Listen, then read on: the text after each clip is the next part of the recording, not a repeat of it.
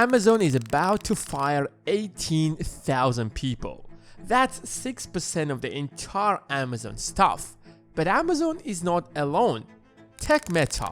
They're cutting over 11,000 jobs in the coming few months. Salesforce announced that it is going to lay off over 8,000 employees. Goldman Sachs is about to cut another 3,600 jobs. If you take the entire tech industry, for example, there are over 100,000 people who are about to be unemployed. And that's not even the full number. These are not some cheap, unskilled labor. These are professional software engineers, accountants, executives, and managers. These are the people with high qualification and experiences who are getting fired. What do you think is waiting for the rest of us, especially the people who don't have the skills that would make them unique? And why is that happening? Exactly.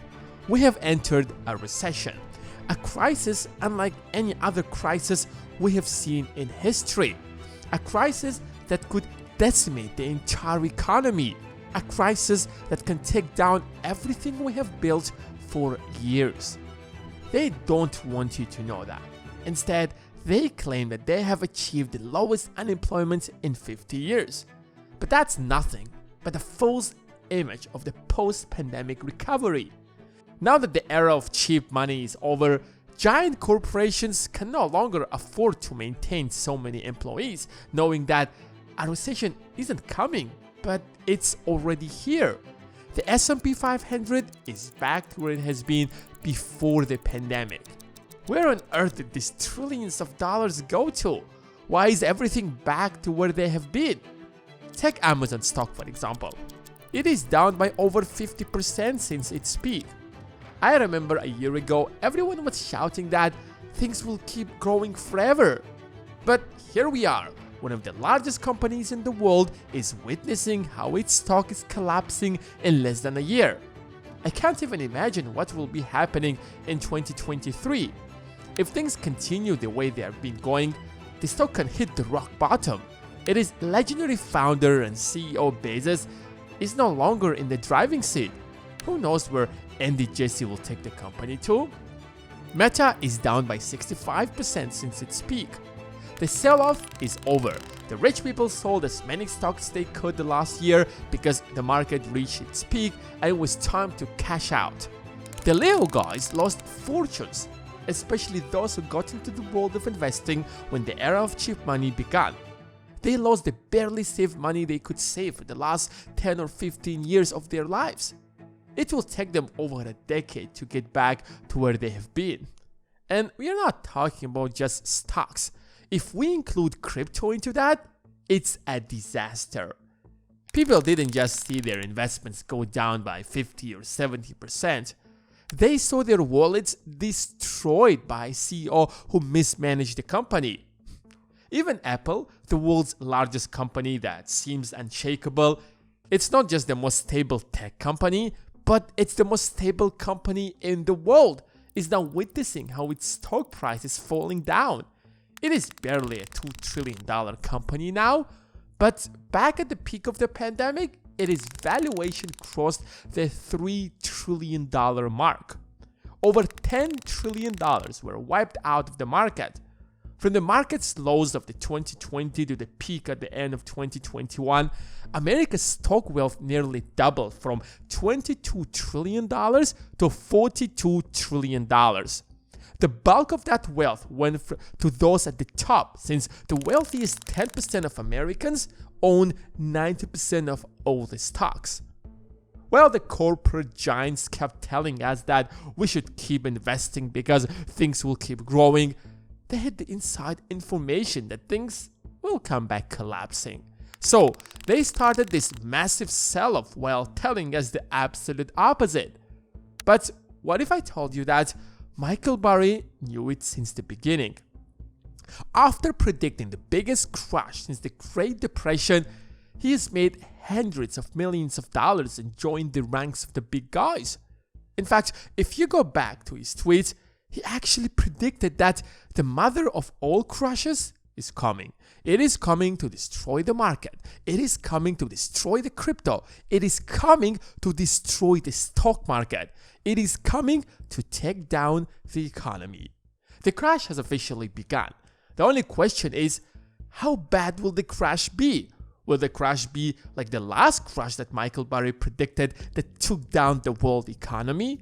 Are we about to witness another Great Depression that our grandfathers witnessed in 1929? But before we get into that, make sure to give this video a thumbs up and let's dive in. When the Fed turned on the printing machine, we all knew that it was going to backfire. I've made multiple videos talking about that in the past, but I got criticized that I'm jealous of the people who are making money now. Where are these people now? If you have made money the last 2 years, good for you. But I'm pretty sure that most of the little guys lost money, since the big guys had far more information that let them sell off everything at the right time, bringing the market to its knees. At the end of the day, stocks don't just crash, someone is selling big for them to come to that point. According to Michael Burry, there is nothing that can save us from this recession. The printing press will even worsen the crisis. Lower taxes aren't effective enough, and interest rates need to stay high enough to bring inflation down. We are looking at an extended multi-year recession. Before the Fed took us into this roller coaster the past 2 years, it carefully planned to minimize the effects of the recession by extending it into many years. However, the president of Russia had other plans when he invaded its neighboring country. After imposing thousands of sanctions on Russia, the Russian leader decided to punish Europe and cut off their main source of energy, liquefied gas. The second wealthiest continent suddenly had to fight for what was left of gas in the market, pushing prices to skyrocket, which only worsened global inflation. It might have cooled down a little bit, but we need years to solve this problem. While everyone is focused on the crisis that unfolded the last 2 years, things are much bigger than that. Back in 1991, when the Soviet Union collapsed, when the US won the Cold War and now it's the only superpower in the world, nobody could question the United States' global dominance. That global dominance came with great perks. The US began using the printing press to solve all of its problems. Look at how the United States federal debt began growing.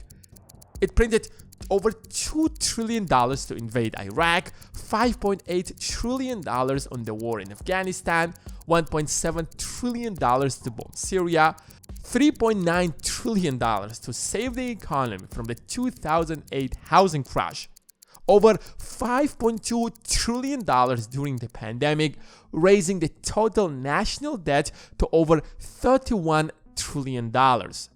Sooner or later, someone will have to pay that debt, and that responsibility will lay on the shoulders of future generations. The problem with debt is that it comes with interest, and with each passing day that the debt isn't paid, it grows faster. The government can't even afford to start paying that debt because it just approved a $1.1 trillion defense budget for 2023, dozens of billions of dollars to support Ukraine against Russia's aggression, and a promise to defend Taiwan should China decide to invade it. Well, the average American who took hundreds of thousands of loans to go to college in a promise to find a stable job that could let him pay the bills is now getting fired from the largest tech companies such as Amazon, Meta, or Salesforce. The younger generation can't afford to buy homes because the economy is in such a bad shape that mortgage rates have even crossed 7%. While the top 1% has made trillions of dollars, the average American is getting out of the pandemic even poorer, forced to go back to living with their parents with hundreds of thousands of dollars of debt that they can't pay back.